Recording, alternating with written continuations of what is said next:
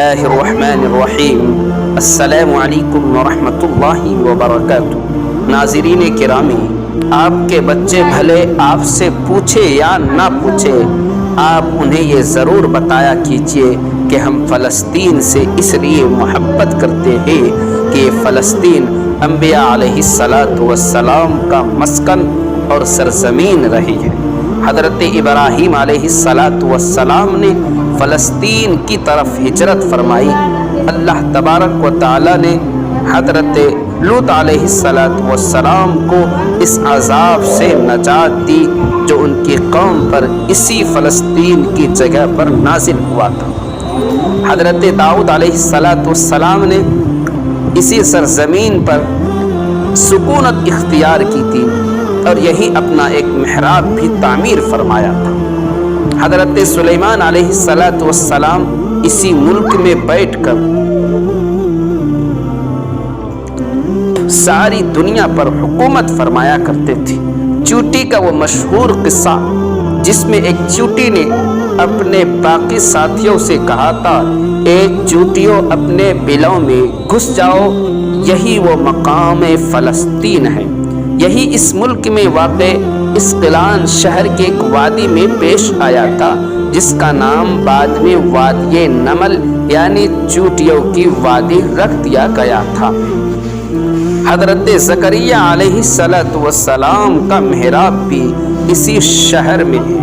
حضرت موسیٰ علیہ السلام نے اسی ملک کے بارے میں اپنے ساتھیوں سے کہا تھا کہ اس مقدس شہر میں داخل ہو جاؤ۔ انہوں نے اس شہر کو مقدس، اس شہر کے شرک سے پاک ہونے کی وجہ سے کہا تھا اور انبیاء علیہ السلام کا مسکن ہونے کی وجہ سے کہا تھا۔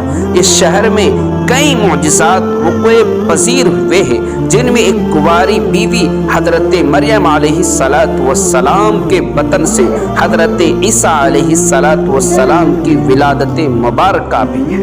حضرت عیسیٰ علیہ السلام کو جب ان کی قوم نے قتل کرنا چاہا تو اللہ تبارک و تعالی نے انہیں اسی شہر سے آسمان پر اٹھا لیا تھا۔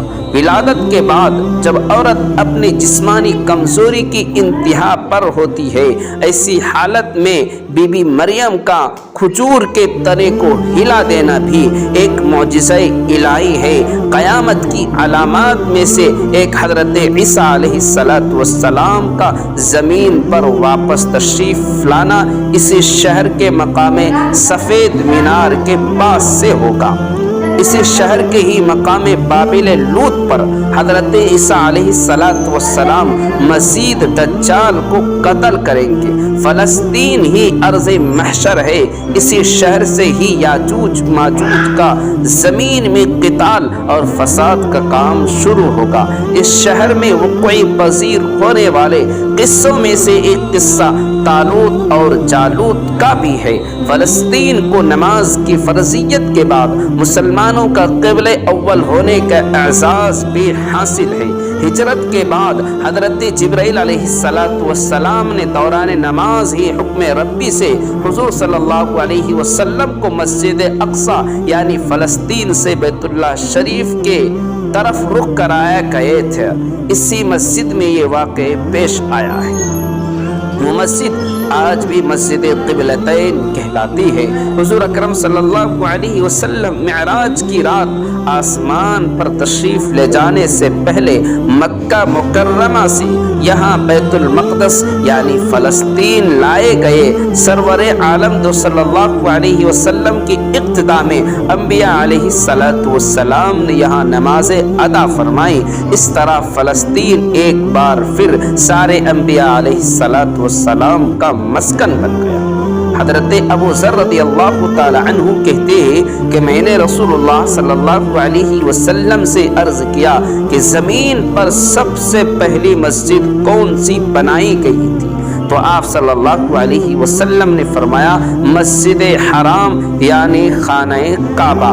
میں نے پھر عرض کیا کہ پھر کون سی مسجد بنائی گئی تھی؟ آپ صلی اللہ علیہ وسلم نے ارشاد فرمایا مسجد اقصی یعنی بیت المقدس بنائی گئی۔ میں نے پھر عرض کیا کہ ان دونوں کو درمیان کتنا فاصلہ تھا؟ آپ صلی اللہ علیہ وسلم نے فرمایا کہ 40 برس کا فاصلہ تھا۔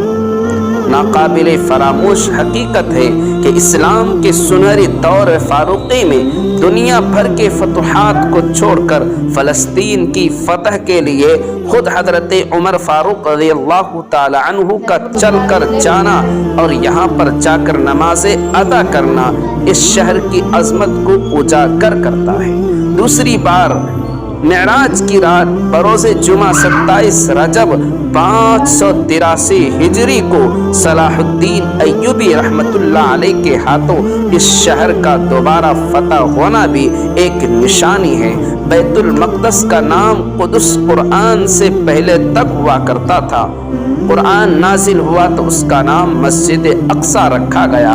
قدس اشعار کی اس تصدیق کی وجہ سے ہے جو اسے دوسرے شہروں سے ممتاز کرتی ہے۔ اس شہر کے حصول اور اسے رومیوں کے جبر و استبداد سے بچانے کے لیے 5000 سے زیادہ صحابہ کرام رضی اللہ تعالی علیہم اجمعین نے جام شہادت نوش کیا اور شہادت کا باب آج تک بند نہیں ہوا ہے، سلسلہ ابھی تک چل رہا ہے۔ یہ شہر اس طرح شہیدوں کا شہر کہلایا جاتا ہے۔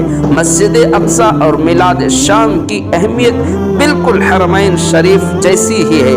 فلسطین کی عظمت کا اندازہ اس بات سے بھی لگایا جا سکتا ہے کہ یہاں پر پڑھی جانے والی ہر نماز کا اجر اللہ تبارک و تعالی 500 گنا بڑھا کر دیا جاتا ہے۔ دوستو ویڈیو اچھی لگی تو چینل کو ضرور سبسکرائب